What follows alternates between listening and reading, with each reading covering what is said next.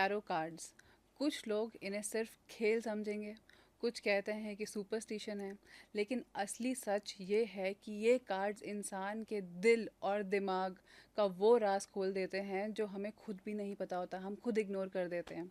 हर card एक story लेकर आता है, एक सिंबल है, एक एनर्जी है जो हमारा पास्ट, प्रेजेंट और फ्यूचर डिकोड कर सकता है।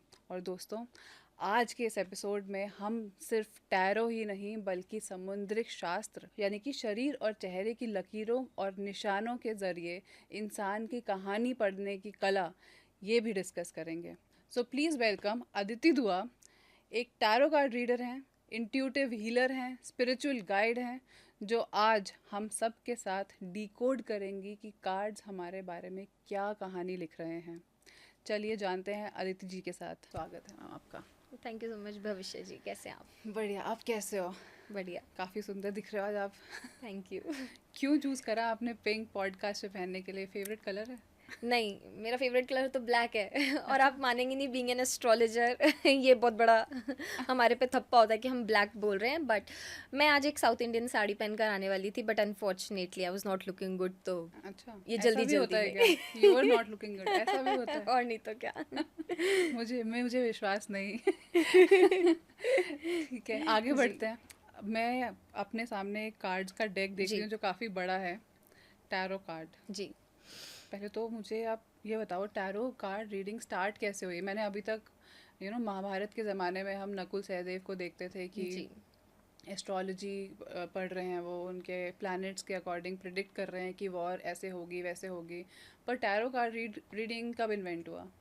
देखिए, जो टैरो रीडिंग है वो बेसिकली 18th सेंचुरी में इन्वेंट हुआ था इन इटली।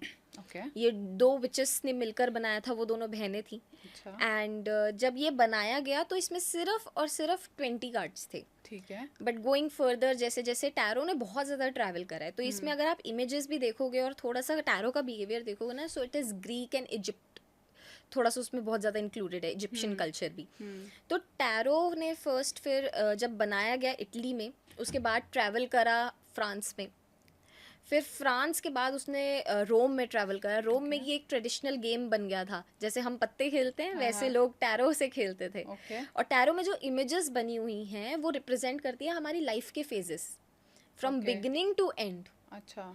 अब हम भी जो एज अ ह्यूमन हम एक फेज में हैं, जब हमारी ये आत्मा शरीर छोड़ेगी, आत्मा तो कभी नहीं मरती है, वो दूसरा एक शरीर ले लेगी या कोई और कपड़ा पहन लेगी, लेकिन जो हमारा ये फेज है वो खत्म हो जाएगा। सो बिगनिंग टू एंड में जो हमारे फेजेस के साथ जो मेन इवेंट्स होते हैं, ये दो चीज़ों में डिवाइडेड होते हैं। मेजर अरकाना जो मेजर इवेंट्स होते हैं, जैसे शादी होना, करियर का होना, डाउनफॉल आना, ये मेजर इवेंट्स हो गए। Minor events daily to daily, जैसे आज ये पॉडकास्ट होगा या नहीं होगा, ये एक माइनर इवेंट है मेरी लाइफ का। तो ये डिवाइडेड, मेरी लाइफ का मेजर है ये। एनीवे। ठीक है। तो मेजर इवेंट्स हमारे लाइफ के मेजर अरकाना बताते हैं, एंड देन ये डिवाइडेड है माइनर अरकाना से, जो कि लेट 19th सेंचुरी में बनाया गया था। तो जब ये इजिप्ट ट्रैवल हुआ तो बहुत ज़्यादा इसमें चेंजेस करे गए, बहुत ज़्यादा इसमें कल्चरल नॉलेज दी गई। तो इसमें इवन इंडियन नॉलेज भी है, अगर मैं आपको बताऊंगी। मैं एक एक कार्ड आपको अगर मैं बताऊं, सो एक कार्ड आता है हमारे इसमें विच इज़ द एम्प्रेस, वो हमारा थर्ड कार्ड है डेक का। थर्ड कार्ड अगर आप देखेंगे तो वो रिप्रेजेंट करता है वीनस की एनर्जीज को, एंड उसमें नीचे क्रॉप्स हैं, जौ है। अच्छा। तो जो जौ है वो फास्टेस्ट ग्रोइंग क्रॉप होता है इंडिया में भी और एनीवेयर। ज़्यादा इंडिया में पाया जाता है, इंडिया में पाया जाता है, वो इंडियन रिलेटेड है। यस। बट इजिप्शियन कल्चर जब हम मैथोलॉजी पढ़ते हैं तो वो बहुत ज़्यादा इंडियन मैथोलॉजी से कोरिलेटेड है। उनके गॉड्स बहुत ज़्यादा हमारे गॉड से सिमिलर हैं। सो इसलिए आपको इंडियन टच भी मिलेगा इसमें, आपको इसमें एस्ट्रोलॉजी का भी टच मिलेगा। और यही केवल एक ऐसी कला है भविष्य जी, टैरो रीडिंग, जो हर एक होलिस्टिक अप्रोच से कनेक्टेड है। मैं आपको इससे हील भी कर सकती हूँ, मैं आपको इससे न्यूमरोलॉजी भी करके बता सकती हूँ, मैं वास्तु भी कर सकती हूँ। आपका वश में कर सकते हो? नहीं, ये कला नहीं है। मेरे को तो लग रहा है कर लिया है आपने, तभी मैंने पूछा। मुझे ऐसा लग रहा है आपने मुझे अपने वश में कर लिया है, तो मुझे लगा शायद टैरो कार्ड्स का ही कोई आपने कार्ड चूज करा होगा। हनुमान जी माफ करें, ऐसे हम नहीं करते। और इसमें हम एस्ट्रोलॉजी भी कर सकते हैं।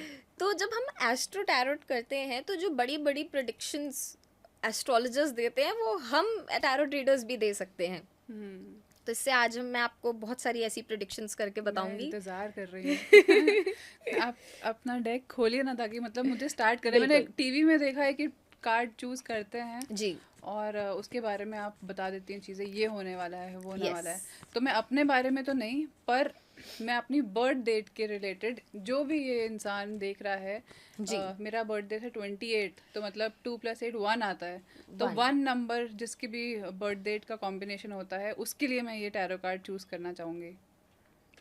ऐसा ही करते हैं ना? Yes, they are authoritative. Okay. And अगर मैं मूलांक 1 के बारे में आने वाले पे बात करूँ तो मूलांक 1 के लिए टाइम बहुत अच्छा है कि उनकी लाइफ में इन्वेस्टमेंट्स आएंगे, उनकी लाइफ में कहीं ना कहीं से इन्वेस्टमेंट की अपॉर्चुनिटी आ सकती है, या फिर उनकी लाइफ में कहीं ना कहीं इंक्रीमेंट आएगा, सेकेंडरी इनकम का बहुत ज़्यादा सोर्स बनेगा उनकी। बट एक चीज़ से उनको बहुत ज़्यादा ध्यान रखना है, एक इमोशनल डिस्ट्रेस मूलांक 1 वालों को देखने को मिल सकता है, और हेल्थ इशू, पेट से संबंधित उनको आएगा। ओके। तो पेट का बहुत ज़्यादा खासकर ध्यान रखना है उनको। ये आपने कैसे प्रिडिक्ट करा? अपने जो कार्ड्स चूज करे उसके बेसिस पे? जी, तो अभी मुझे कार्ड आया था queen of cups, 4 of pentacles and 9 of pentacles, which represents जो इमोशनल डिस्ट्रेस वाली मैं बात बोली, यहाँ पर कहने को तो ये क्वीन ऑफ पेंटिकल्स है, but sometimes she is distress. Okay. और अभी जो युक्ति चल रही है हमारी, वैसे भी ग्रहों की भी, क्योंकि बुध भी कन्या राशि में गोचर करा है और सूर्य भी कन्या राशि में गोचर करा है, तो जब ये कार्ड इस पीरियड पे आएगा अकॉर्डिंग टू एस्ट्रोलॉजी, ये कहीं ना कहीं पेट से संबंधित दिक्कत भी बताएगा। ओके। And- ये टैरो कार्ड जो हैं वो सिर्फ अभी क्या चल रहा है वही बताते हैं, कि ये जेनरिक भी हो सकते हैं, कि मैं अगर ये पॉडकास्ट 2 साल जी, बाद देखूं तो भी 1 नंबर का सेम रहेगा या चेंज हो जाएगा? देखिए कुछ to some extent for some people it will be same, okay. Because बीमार सबने ही रहना है लॉजिकली, वैसे तो हर कोई हर टाइम सही नहीं रहता। और क्या पता कि वो टैरो की एक खासियत ये है कि आपको वो तभी अट्रैक्ट करते हैं जब आप उसको सुनना चाहो। You never choose tarot, tarot chooses तो यू। मतलब ये किसी भी टाइम देख रहा है तो वो सही टाइम है, ये वाले Yes. चीज़ें उस पर लागू हो सकती हैं। टाइमलेस रीडिंग इसको हम Okay. बोलते हैं, कि कभी भी आप खोल के देखेंगे आपको ये रेजोनेट कर सकती है। ठीक है।